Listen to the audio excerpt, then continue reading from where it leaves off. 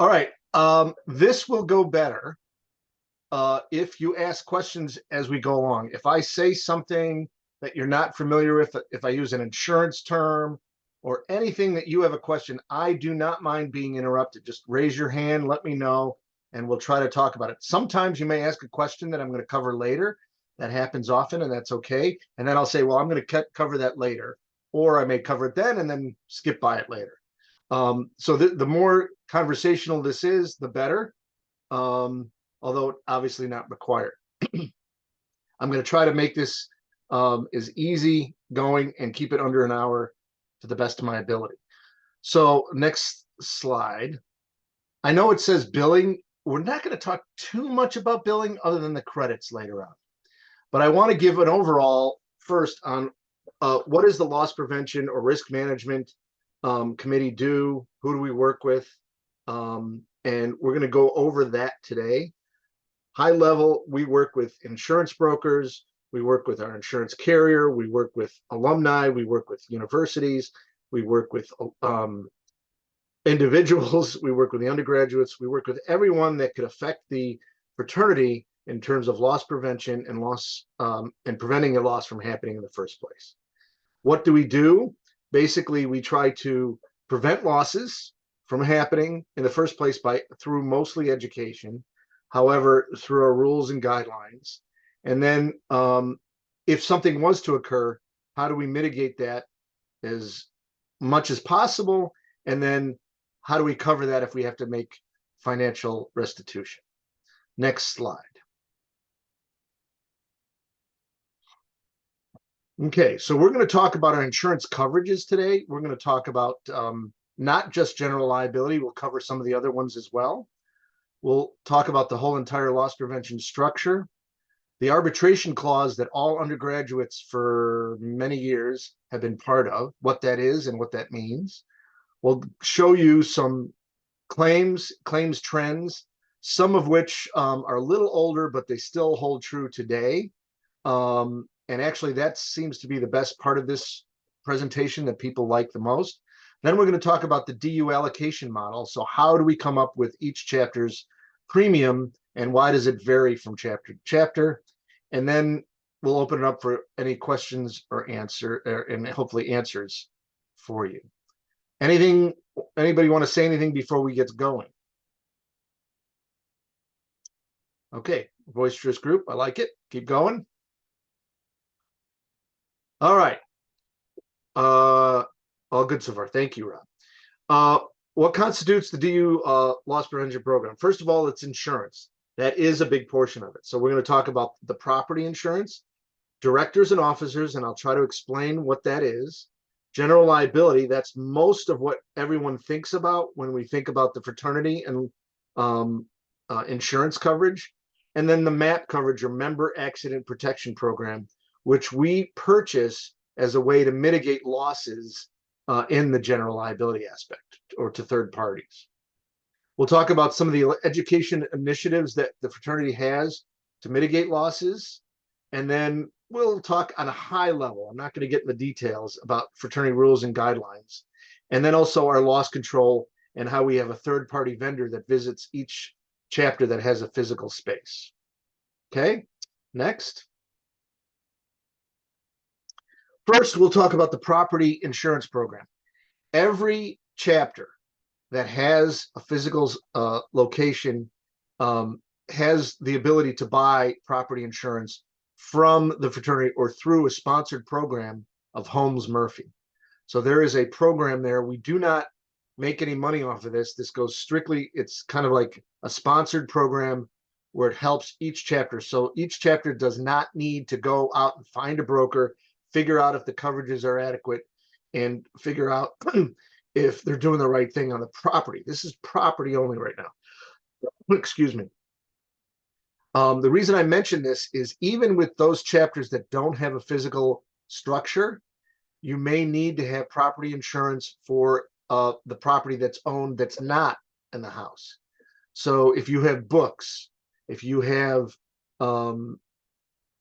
anything of like charter, if you want to insure those things, you could insure them through the property insurance program. Mostly it's used for those chapters that have a house of some kind. So it's voluntary. Not everybody needs to participate. So it covers the buildings if you have it, contents, lost income, which basically is rent.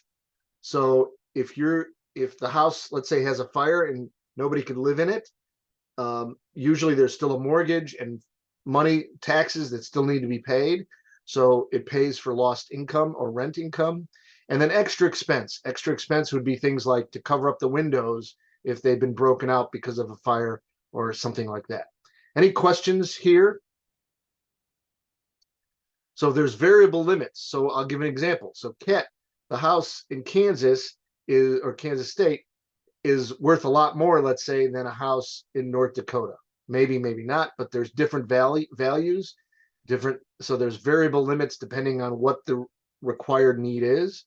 And then every 2 years, any chapter, so everyone knows, will be inspected by our third-party insurance loss control inspections. They are basically looking for life safety issues and property safety issues. And then there's a credit for all the chapters that participate that and take care of any recommendations that may come on. Again, last time, any questions on the property? So that's part of the program. Next slide, please. So directors and officers, this is purely a financial coverage. So anybody want to take a guess what this really is and why it's important? Bueller? I'll venture a guess, but I may be way off. I'm assuming it's because the directors and officers could be held the most liable since they're the ones typically making the direction or making the decisions for the chapters or the alumni associations. Am I close? You're not, but I think I'm giving you props. So I think it's great. Directors and officers, unlike general liability, say, or property is first party coverage. So it pays for if your property is damaged. Third party coverage would be for general liability. This is financial coverage for a couple things. One is, let's say that the board of directors decides that it wants to sell the chapter facility and does so way undervalued. A member of the fraternity can sue the board and say you did not act in the best faith and you did not do your due diligence, et cetera, et cetera. So they could sue the board of directors for acting unreasonably in a financial way. But the real true reason you want this is if you have any kind of employee at all. So example, and what I mean by that, and I'll explain it further. If you have an accountant, if you have a cook, if you have someone who cleans the house, and if chapter members sexually abuse, or sexual harass someone that is an employee, and they sue, this is where that coverage would be. It wouldn't be under the general liability because that has to be bodily injury or property damage. This is where that coverage would be. This is also a voluntary coverage. However, you have to opt out. So each chapter every year will be charged $700, which is on the bottom. You can choose to opt out. It's not something I would recommend, but if you do that, you have to have the president and the alumni board member both sign off on saying, we do not want directors and officers coverage. It's one of those things that we welcome you. If you'd like to get it on your own, you're more than welcome to do it. If you could find it, usually it's a minimum of like $1,500 a year. Our limits are about $5 million, and they're shared with the board of directors of the fraternity and of the educational foundation. So it's cost of defense, which is a big deal, and any actual loss. There's a retention of $5,000, and the limits, I said, are $5 million. Any questions there? I'm going through this really fast, so if you want to know more, feel free to push back. Everyone here is an alumnus, so I don't have a problem with doing that. If you want to talk, Jordan, how do we know if our alumni chapter are the alumni chapters separate Do you know, or does it cover both undergraduates and alumni? Covers both the undergraduate chapter and the alum chapter, or the house corporation, however you're set up. You Okay, just get the chapter in good standing. gotcha. And how do we check if we are still opted in? Well, you unless you've opted out, you're in, and you could always ask Catherine because she knows everything. It has already been billed, and it's due on the 1st. So unless you have opted out or tell me that you're opting out between now and the 1st, you're in. Okay, so it would be like in one of those invoices Jana sent out earlier? Yep. Got Or it's in the invoices are in the portal now. it. Okay, thank you. Thank you, Brian. All right, next question. Or next question. Well, I'll take a question, but next page.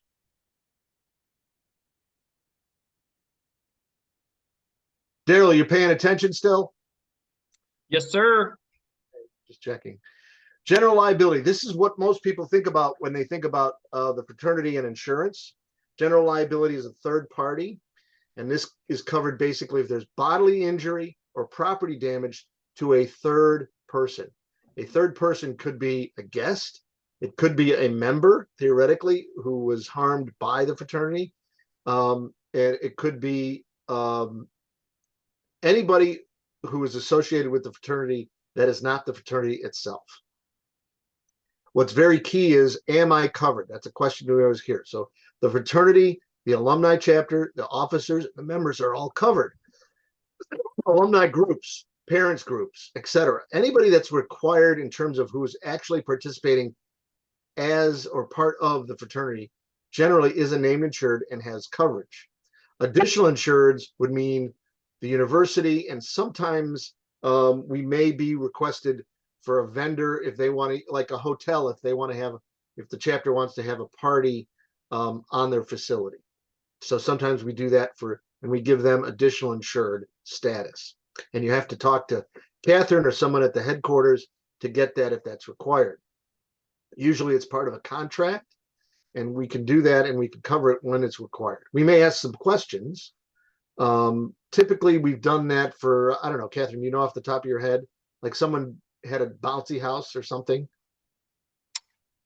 I've A got lot one. of venues will require it when our members are going there to work, like concessions at an athletic event, or if they're going to host something at a different location than the chapter house, like if they want to rent a park or some other like third-party venue, that venue may ask to be listed as an additional insured on our policy. So what we have in the fraternity, did that answer the question? Did someone was going to ask something, or did I talk over? No, we have an example in Arlington that we do that. Catherine just got a request yesterday for that actual thing. What was it? We do Texas Motor Speedway here in Arlington for our fundraiser. So we run a VIP premium concession stand, There you and Texas Motor Speedway always asks us for the insurance for when we work it. And they needed the additional insured because our VP philanthropy didn't send the correct one or didn't keep the correct one 3 semesters ago. So we had to ask for that main reason. That's fine. And that's absolutely acceptable to do, and a good reason. It's part of what we should normally do. So in the fraternity, our insurance coverage, we have a self-insured retention, or what other people think of as deductible. So the fraternity does not have first dollar coverage.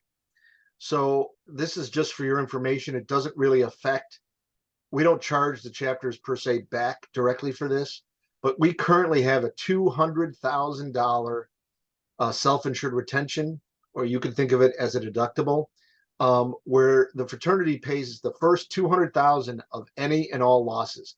That includes legal defense. And I want to just point that out because that is why we have a formula that those chapters that we have a loss with, we want to make sure that we're not charging them directly because we want them to report those losses, but it does affect how, if money is paid, how the loss prevention model is going forward. One thing that's the biggest part of any insurance that you buy, this is personal insurance, automobile insurance, homeowners insurance, renters insurance, and certainly the insurance we buy. The biggest thing is not the limit that we have. It's because we have $1 million limit. That's great. But what's the most important is the cost of defense for any loss. That often or possibly could be more than the actual limit itself. And what that pays for is basically a lawyer to defend you or whomever is required to need that. So that is in addition to the limit of insurance. So that's a big deal. It should be known that violations of the DU rules and guidelines may invalidate coverage. So the key word there is may, and we're going to go over some of those rules and guidelines. But if undergraduates break the law, I don't care what it is, if it's our rules or not, if someone breaks the law and a loss occurs because of that, someone is harmed because of that, they will not have coverage. That does not mean that the alumni associated with that chapter does not have coverage or the general fraternity does not have coverage. What that means is the people that actually violate the rules or laws, they're the ones that may violate, so they don't have coverage. Does that make sense to everyone? Yes. Yep. Great. I'm just looking for a little verbal feedback because otherwise I hear an echo. Yep. I got that. Yep. We're good. Thank you. Next.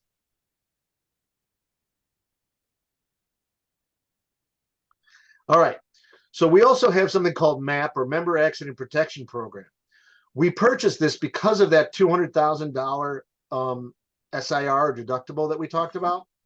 So basically what we said is if someone gets hurt accidentally, we'll pay some basic, you could call it health insurance, for all of our members. So all of our members, including associate members, get this coverage.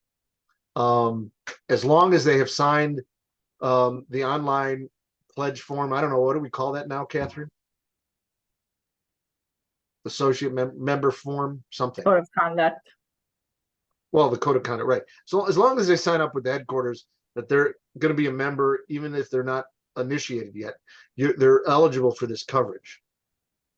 It's intended to complement their own health insurance if they have it.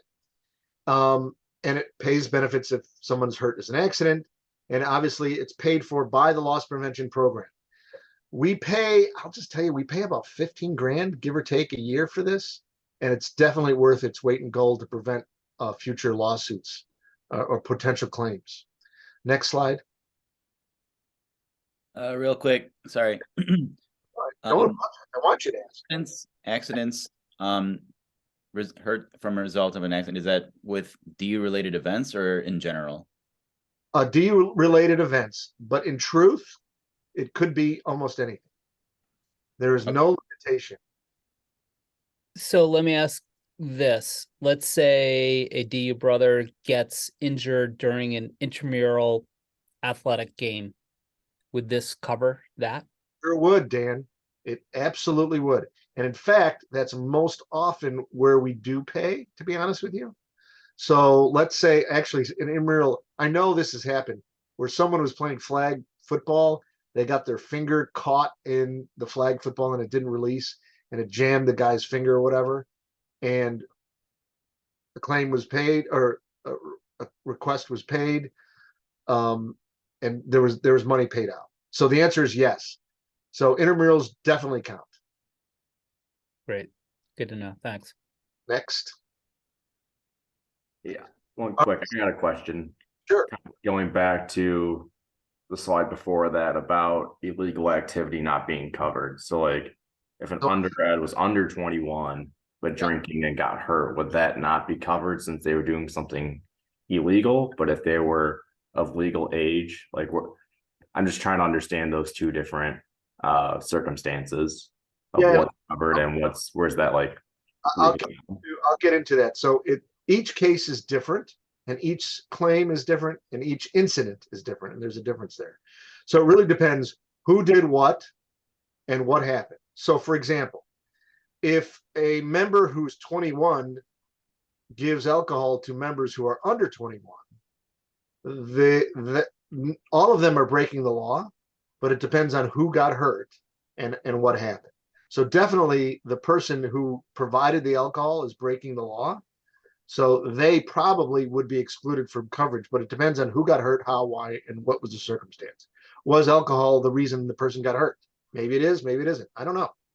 So the way I put this and talk to other undergraduates about this, it's a question of fact. So it's, do you want a judge who doesn't understand the fraternity to decide whether you're covered or not?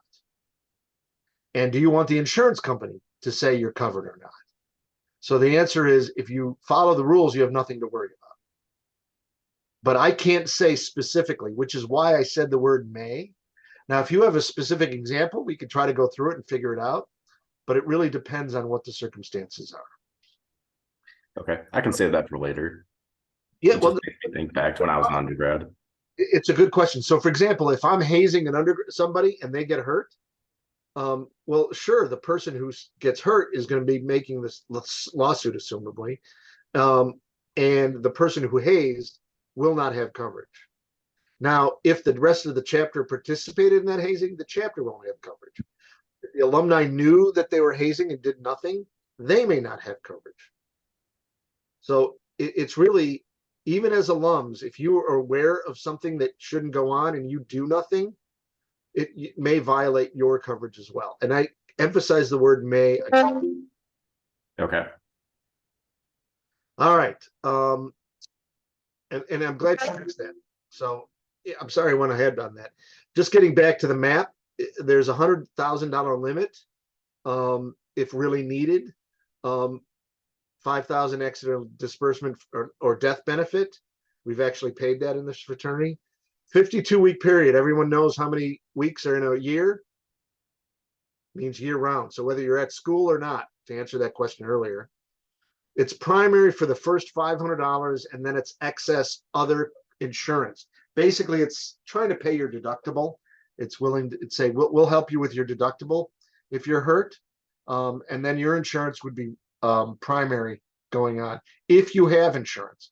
So some schools have some kind of primary insurance. Some people have insurance with their parents. Some people don't. So this helps there. It's just an extra, what I like to say, it's an extra benefit of membership. All right. Any questions on MAP? All right. One of the biggest things since, and I didn't really introduce myself, but since I got started basically 33 years ago, helping out with the loss prevention program, we have said that undergraduates generally do the right thing, generally, not always, when they're educated and know what's right and what's wrong. So we have made a pillar, a major pillar of what we do with the fraternity is to educate our undergraduates in terms of loss prevention. So on every single one of our meetings, every single one, including publications, not all of those, but most of those, we try to educate our undergraduates on what's right, wrong in terms of loss prevention. Certainly at the Leadership Institute, President's Academy, RLAs, etc. When the consultants go out, we also have them talk about it. And one of the things that I like to talk about that I think has helped us tremendously is that we try to require most of the undergraduates to do tightrope. Some of you may have known this as Community EDU, but it's basically the online training. And we have a certain percentage that we require each chapter to have. We hope it's 100%.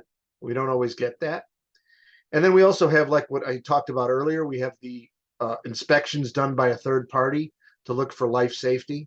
And those are now done every 2 years. Any question on the educational aspect of this program? Okay. All right, rules and guidelines. I am going to promise you we are not going to go through this. To me, I have always said this is kind of common sense. And if you look at the overall, each one of these bullet points, if you look at and if you could put, Katherine, just make sure that everyone has they can download the rules and guidelines in the, I don't know, the chat or something like that, or did you already? Maybe you did. I did not, but I will. Okay, great. Basically, each one of these are common sense. Alcohol and drugs. Are you going to follow the law? If you follow the law, you're okay. Now we also have the issue here is we have houses that are substance free. Hazing, don't do it.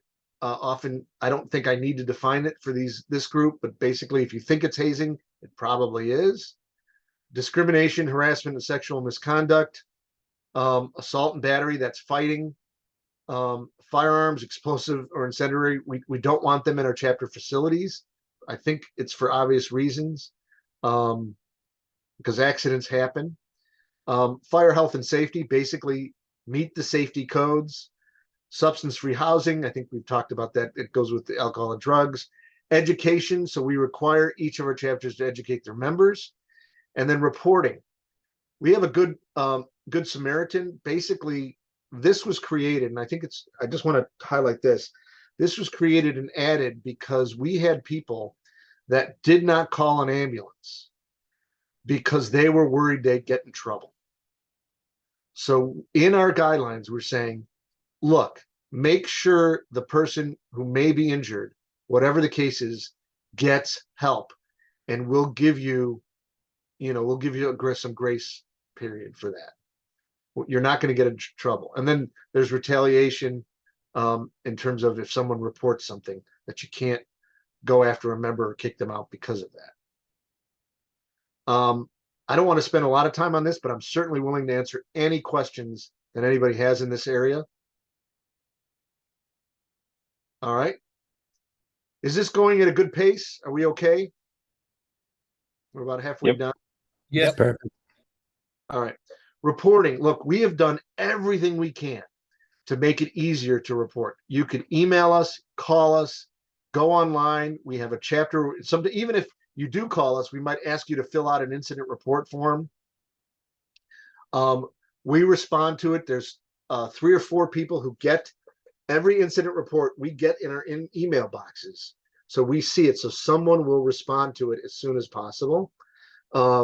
Because we believe the sooner you get to an incident, and I'll describe what an incident is in a minute, the better off it is. I mean, it's not manned 24 hours, but we get to it fairly soon. So please encourage your members to report if there's any property damage or bodily injury of any kind, no matter how slight. And sometimes we get these calls that are absolutely no big deal at all, and sometimes they're a real big deal. So I like to emphasize this in the reporting. Next, please. So loss control, I mentioned this a few times already. Next slide. We have the loss control out. By the way, that's Holmes Murphy, our agent / broker, hires a third party loss control or loss inspection, risk inspection by a third party who looks at the chapters, not from the fraternity point of view, but from life safety and from property damage aspect. And they will issue a report, which each chapter will get a copy of. We'll get a copy of it. And it's just to make sure that we're not, we're taking care of things we need to take care of. So the arbitration clause, each and every one of our undergraduates, it's 2014, has signed an arbitration clause. Basically what this says, and you have to do this to agree to, if you're becoming a member, it's in the DU portal. And basically it says, before you sue the fraternity, if you're hurt or injured as a member, you need to go to arbitration with us. And this is done to reduce the potential cost. I want you to know that if we are responsible, and I say we, I mean the fraternity, for someone's injury or property damage, we should pay for that injury or property damage, whatever that fair amount is. And instead of going to court and hiring an attorney and going through that route, we could do it based on an arbitration clause. That's what it is. And I want to make sure that everyone understands that applies to any member. So any member that's going to sue the fraternity, it does not apply to get, let's say, guests or another third party. Dan? Yeah, Jordan, is that a mandatory arbitration and binding? It- Or if arbitration fails, they can then file suit? It is binding. Interesting.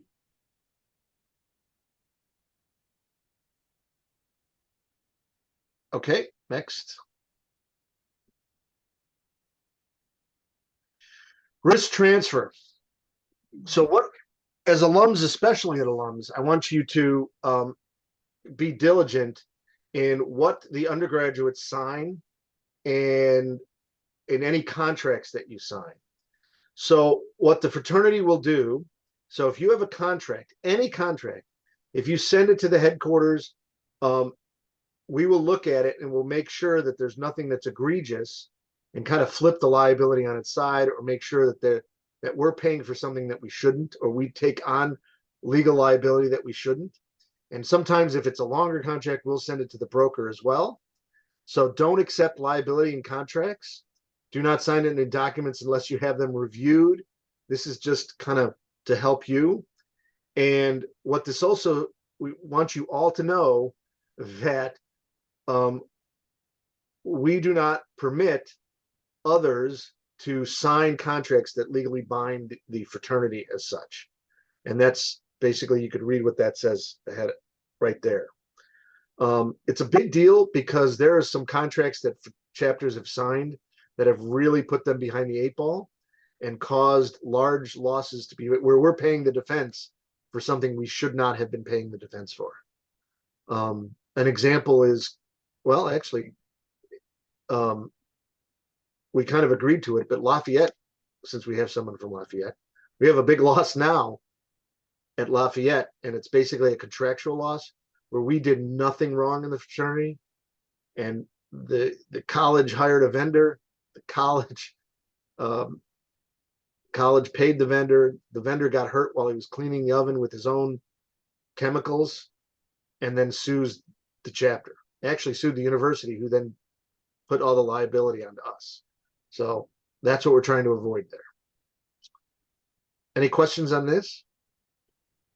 So Jordan, if the chapter is conducting an event and they hire an outside vendor to help execute that particular event, Yep. can they send the agreement to headquarters to review and make sure everything's cool with that before they sign it?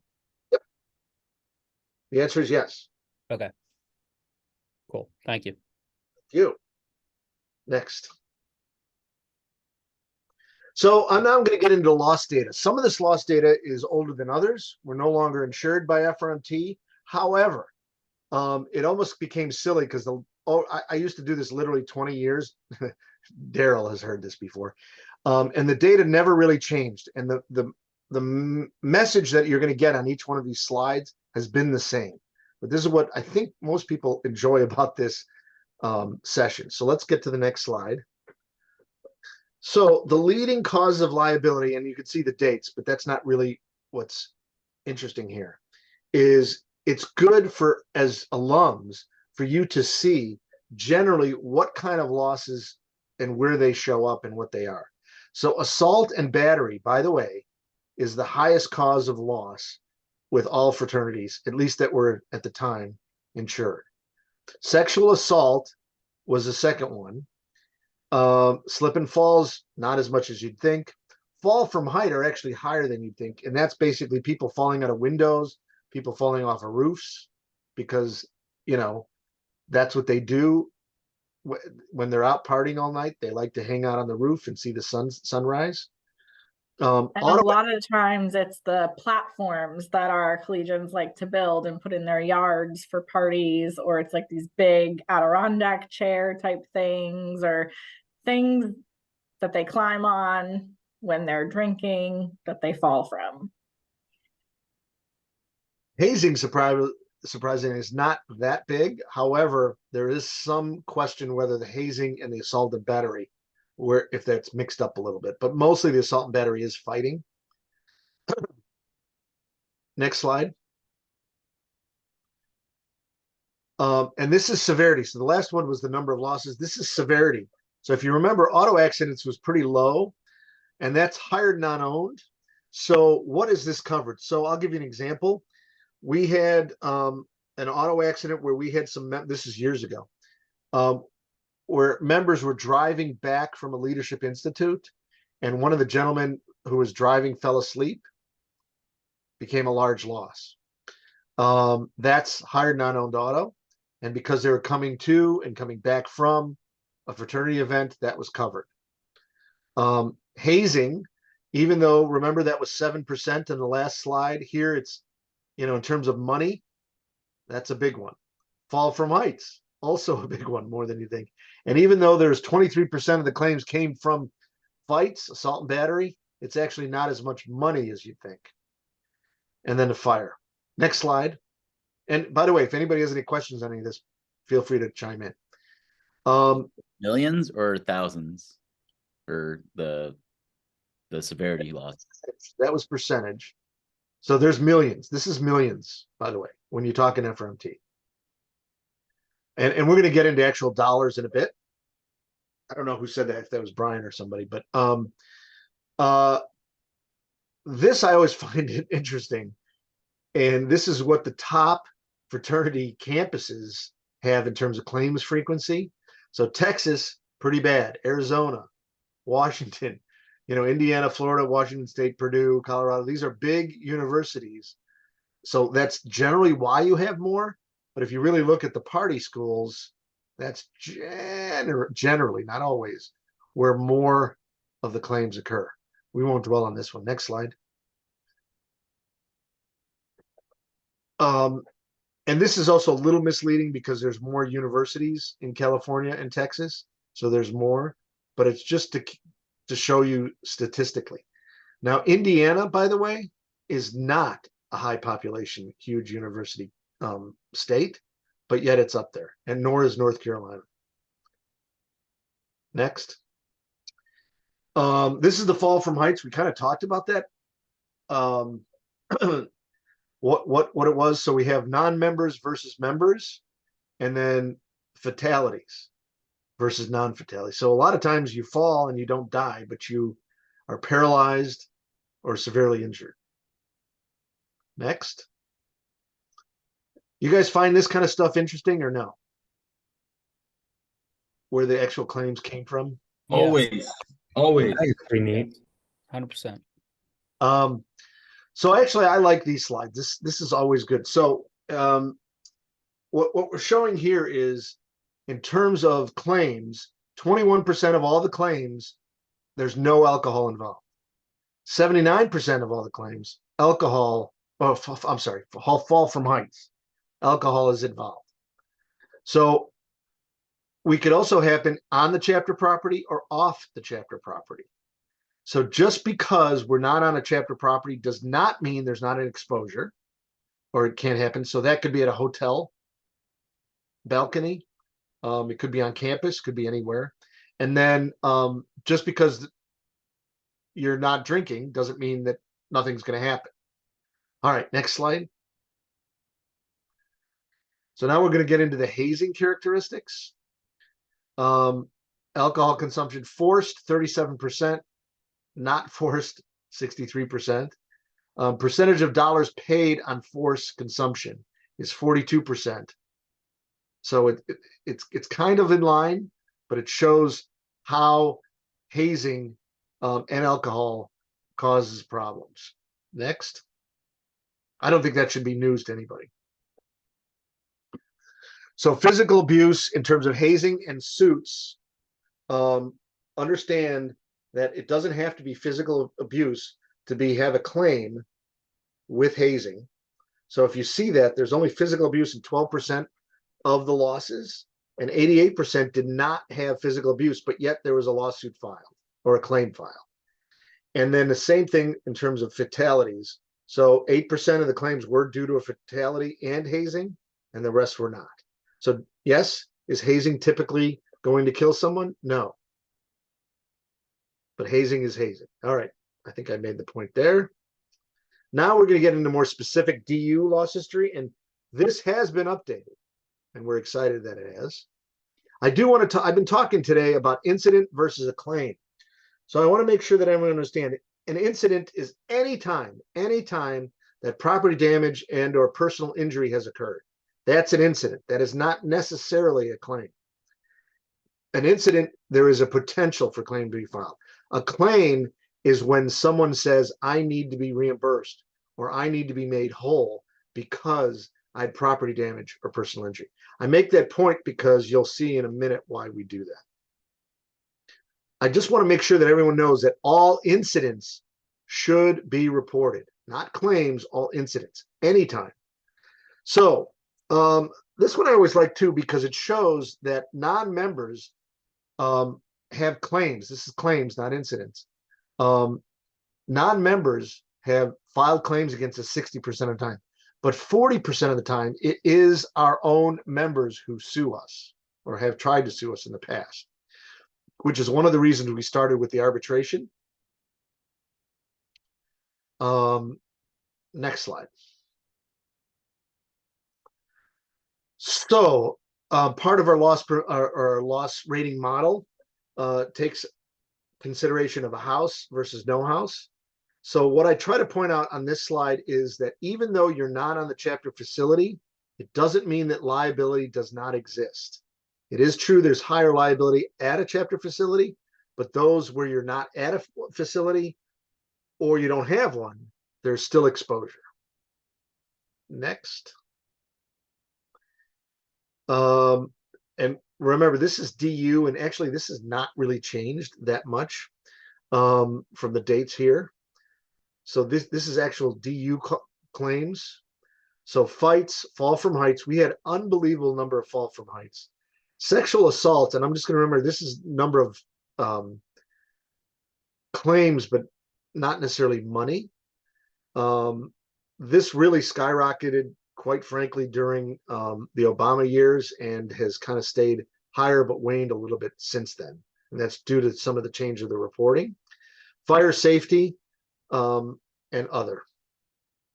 Next. All right.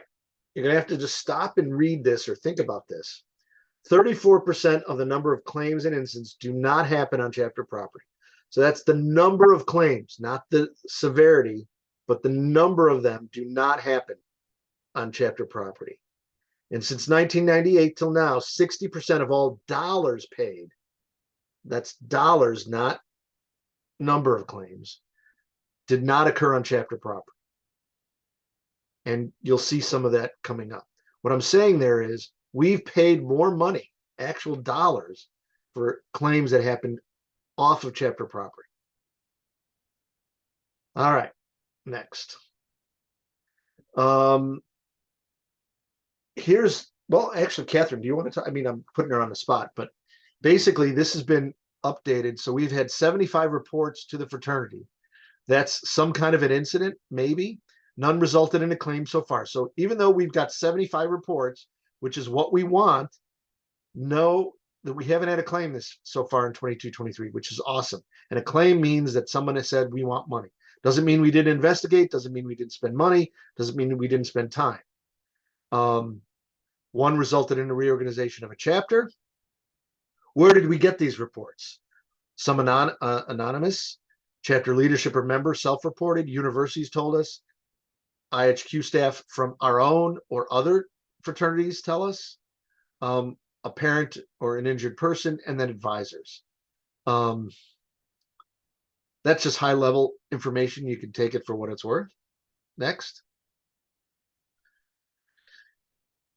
This one shows, and I forgot who asked. Somebody early asked, well, if someone over 21 does whatever. Well, take a look at this. This is the number of claims. So people over 21 still do things that are stupid and still hurt themselves or others.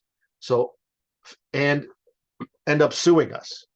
So 57% of the alcohol claims are from people that are over 21. So underage drinking is a problem, yes, but so is over 21 drinking. This is just in general. Now, what I'm trying to show here is if you look on the bottom, and this really stays consistent. So ignore the dates, and this is why we don't really update it that often because it didn't change. And it's just to show you when you need to be more diligent. And you could imagine what you're looking at. So January through May, which is basically the second half of the year for most universities, it's fairly consistent. But take a look at September and October. What's going on in September and October? Someone's got to help me out. Football. Football, yes. But not only that, we get freshmen, we get new members, we get the excitement of coming back. Halloween. Huh? I'm sorry? Halloween parties. Bingo. Halloween parties. It all happens where you get younger people and you get people coming into the fraternity that are not used to being away from home, whatever. So why do I show this? Because as advisors and for undergraduates and the leaders, we need to be more diligent in September and the months coming up, September, October, and November. And then, it kind of steadies out for the half of the year. And what do you think happens in April? Well, I'll tell you what happens in April. We're going home. We don't care about anything. Let's just party. The weather gets nice. A lot of campuses have like spring weekends, spring football games, spring party weekend, Exactly. Now, the other thing I always like to point out on this is take a look at June and July. How many chapters have events in June and July? Not many. There are some, but it doesn't mean that there is no liability at that time. So if there's houses, there are people in the houses. If there's summer parties or whatever, it all means that it's a year-long exposure and we need to pay attention year-long. Next slide. All right, this is the same kind of thing, except this is the day of the week. Who here is surprised by Monday, and how about Tuesday? Not a lot of claims on Tuesday. Someone's still doing stuff, but not a lot. And this is incidents, by the way, not claims. And this is DU data. And Friday, why do you think that's only 30? Everything happens after midnight. Yeah, they don't report it. Bingo. So that's why Sunday is so large, because it's really Saturday night. And why is this is kind of messed up, but Saturday, it's kind of missing, but Saturday is huge because it's Friday and Saturday until midnight. Next. And this is just to make sure to show you that the data kind of makes sense and when we should be most diligent. So this is us. And I do apologize about this one. We should update this at some point. But again, a lot of these are just to show you what we've had in this period of time. So we'll update this slide at some point, and I'm sorry for not doing it, but it's still a good slide to show you where are our incidents and claims coming from the most part. Sexual assault is the biggest one. Fall from height always shocks me because it's so many. I mean, it's like what alcohol poisoning, people drinking too much, and hazing is kind of midway, and then the automobile accidents as well. All right, next. Any questions on any of this that we going far? This is really where I'm talking about on this slide, incidents versus claims. The blue is the claims. The green are the incidents.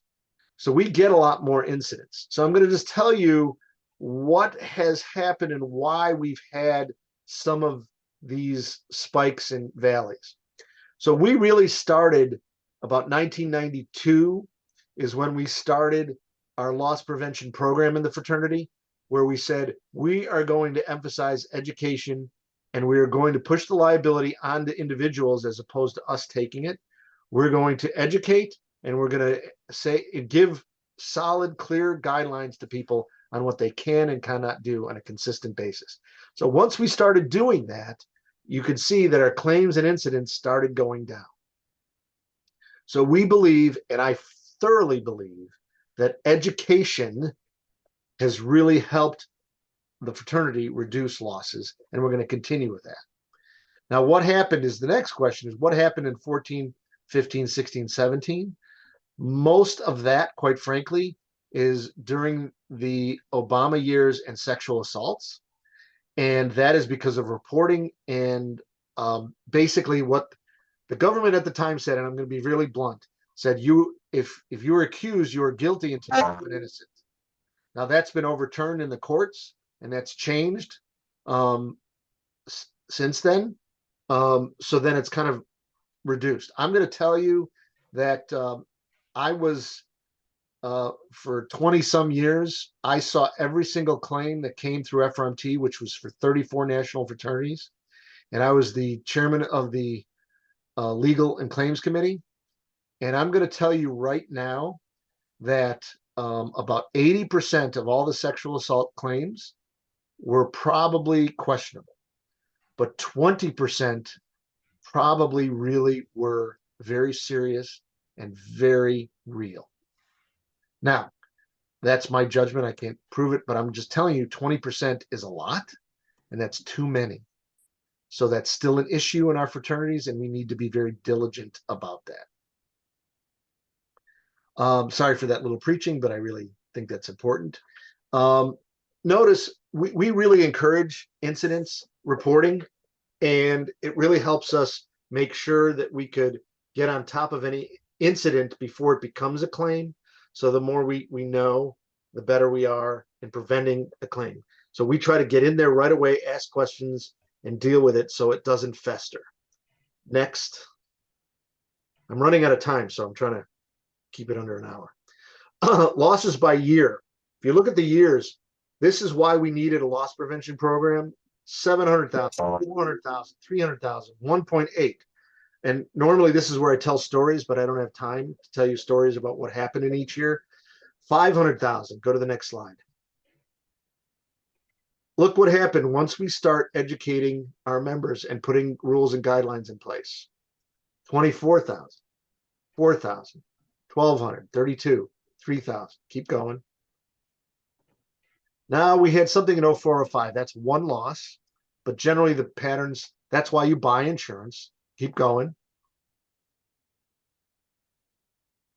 Do you see that number in 0607? Not good. Now you know why we're paying a lot of money. We've had several losses there. That was more than one. 200,000, 6,558, a million one, we'll call it. Next slide. All right, look at 1213, 430 bucks, unbelievable. Next slide.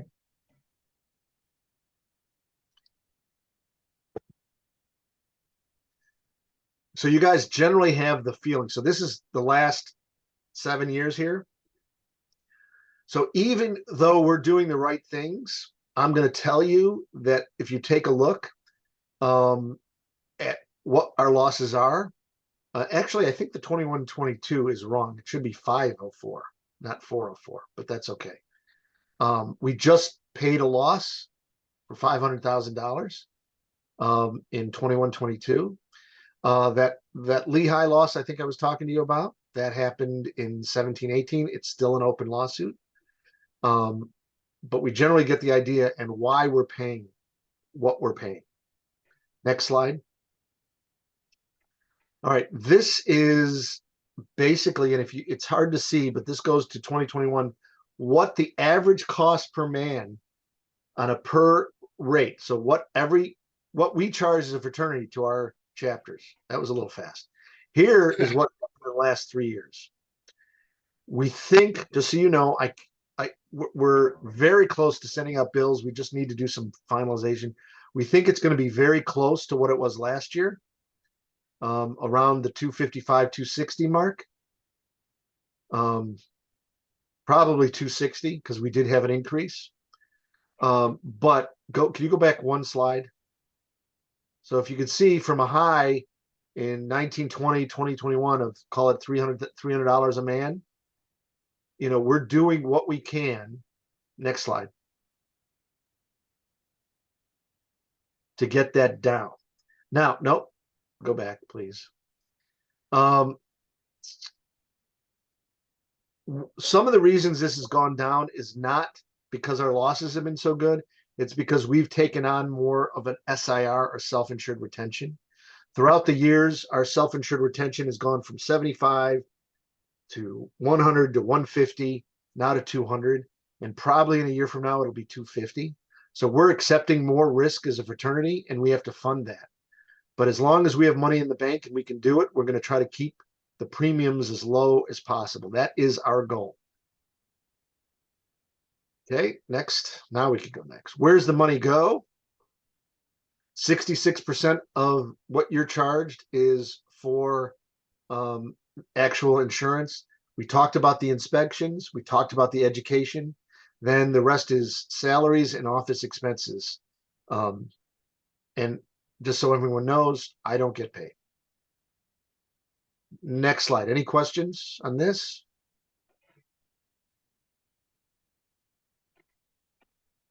Next slide.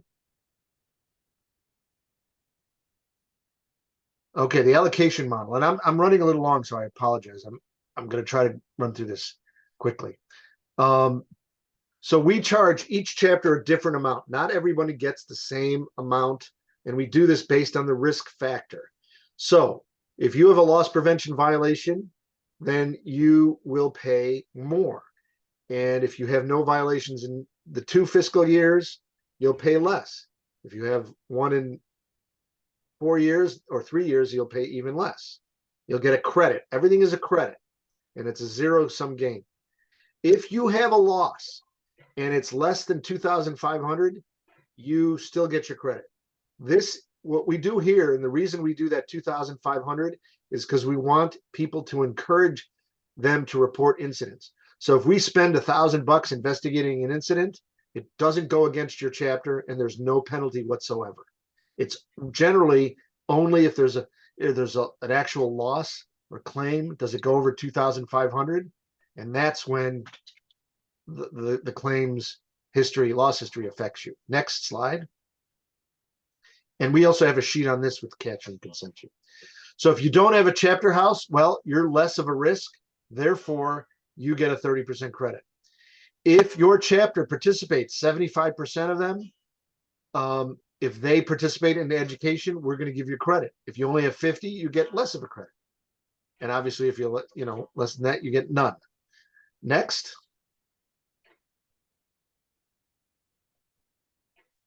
Katherine.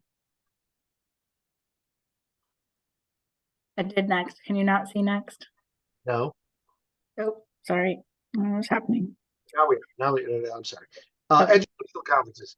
Loss educational conference. Basically, if you need to attend the RLAs, or the undergraduates need to attend the RLAs, the Leadership Institute, and the President's Academy.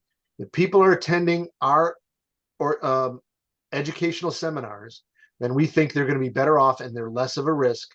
Therefore, they get a credit. Next. All right, substance-free housing, those that are participating, and property inspection compliance. Notice if you add those two together, that's 20%.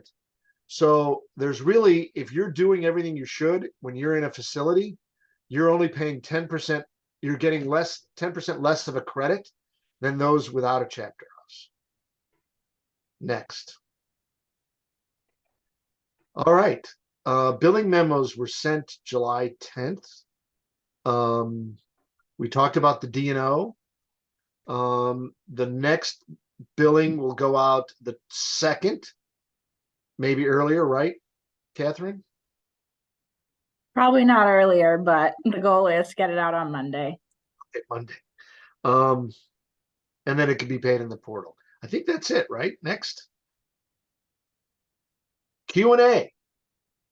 All right, I'm a little long, but I'm happy to stay as long as people would like if they have any questions, comments, concerns. Hopefully this. Katherine. Sorry. Yeah, go ahead. Katherine, what do we look to find the credits for your chapter? I don't know where that was and what email was that sent. I just want to see if we got the credit memo that was emailed to every chapter on July 10th. Okay. I'll look at it. I just want to make sure we got what we needed. And that goes to us, so everyone knows, that goes to a specific group of people. So it's undergraduate, president, treasurer, and vice president risk management. And then the corresponding advisors for president, treasurer, risk management, as well as alumni corp president, house corporation, and treasurer of those entities. So it's about 10 people per chapter. And we recognize many of you fill multiple roles with the same chapter, like you might be a chapter advisor and the alumni treasurer, for example. But it's about 10 unique roles that get that memo. Any other questions, comments, or concerns? Yeah, I have another question. Is there a way to put that on the portal as well, so that the undergraduate VP finance can see it? So it'd be like a reminder, so he could be a person that would say, hey, we lost this credit because you didn't go to the loss prevention seminar at RLA, or you didn't go to loss prevention seminar at LI, so we lost this amount, that kind of thing. So it would become an ongoing learning tool, because it's a reminder on the portal when the VP finance or even the VP finance for the board looks at it, and you can remind me to tell a person, or the VP finance as an undergrad to talk about it during meetings. Yeah, that's a great question. There's kind of two parts of that. One is we're looking into the ability to very quickly here be able to upload some of those document types, where it's kind of like a resource library for you all. So this memo that's like a PDF, right, that was emailed to you, like that PDF could just exist in there as like a static reference point. That's like an easier kind of thing we could do more readily here. Long term, the goal would be to have an interactive portal where across the billing year, these things are being tracked in live time, just like we're going to be able to put the men of merit and CEP tracking right in the portal and have that available in live time.